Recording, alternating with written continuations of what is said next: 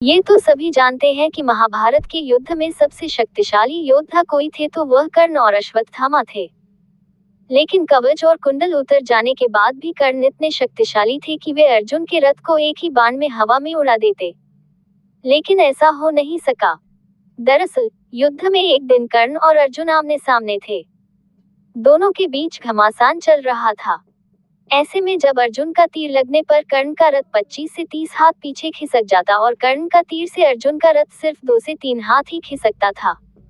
लेकिन फिर भी भगवान कृष्ण कर्ण की प्रशंसा करते नहीं थकते थे। ऐसे में अर्जुन से रहा नहीं गया और उसे पूछ ही लिया कि हे पार्थ, आप मेरी शक्तिशाली प्रहारों की बजाय उसके कमजोर प्रहारों की प्रशंसा कर रहे हैं, ऐसा क्या कौशल है उसमें?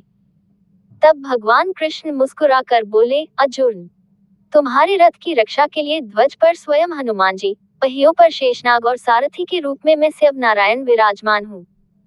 इस सब के बावजूद कर्ण के प्रहार से अगर ये रथ एक हाथ भी खिसकता है तो मानना ही पड़ेगा कि कर्ण में अद्भुत पराक्रम है।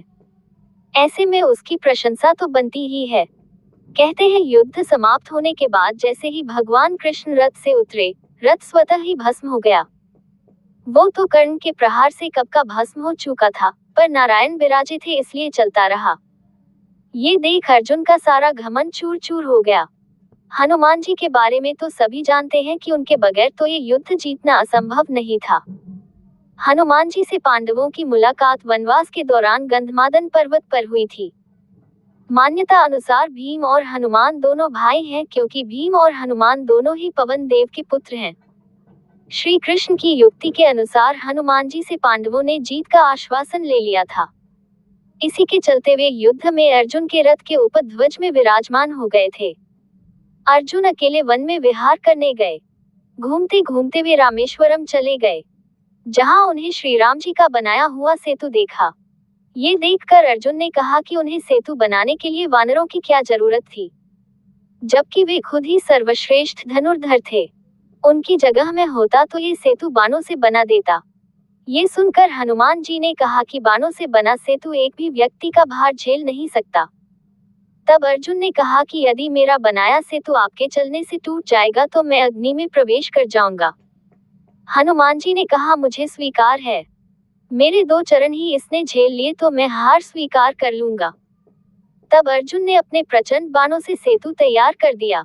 लेकिन जैसे ही सेतु तैयार हुआ हनुमान जी ने विराट रूप धारण कर लिया। हनुमान राम का स्मरण करते हुए उस बाणों के सेतु पर चढ़ गए।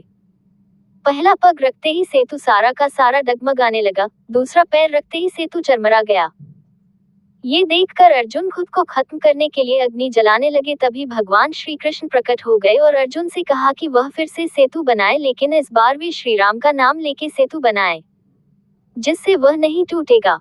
दूसरी बार सेतु के तैयार होने के बाद हनुमान फिर से उस पर चले, लेकिन इस बार सेतु नहीं टूटा। इससे खुश हो कर हनुमान ने अर्जुन से कहा कि वे युद्ध के अंत तक उनकी रक्षा करेंगे। इसीलिए कुरुक्षेत्र के युद्ध में अर्जुन के रथ के ध्वज में हनुमान विराजमान हुए और अंत तक उनकी रक्षा की। कुरुक्षेत्र के युद्ध के अंतिम दिन कृष्ण ने अर्जुन से पहले रथ से उतरने को कहा, उसके बाद कृष्ण रथ से उतरे। कृष्ण ने हनुमान जी का धन्यवाद किया कि उन्होंने उनकी रक्षा की। लेकिन जैसे ही हनुमान अर्जुन के रथ से उतर कर गए, वैसे ही रथ में आग लग गई। ये देखकर अर्जुन हैरान रह गए। कृष्ण ने उन्हें बताया कि कैसे हनुमान उनकी दिव्य अस्त्रों से रक्षा कर रहे थे।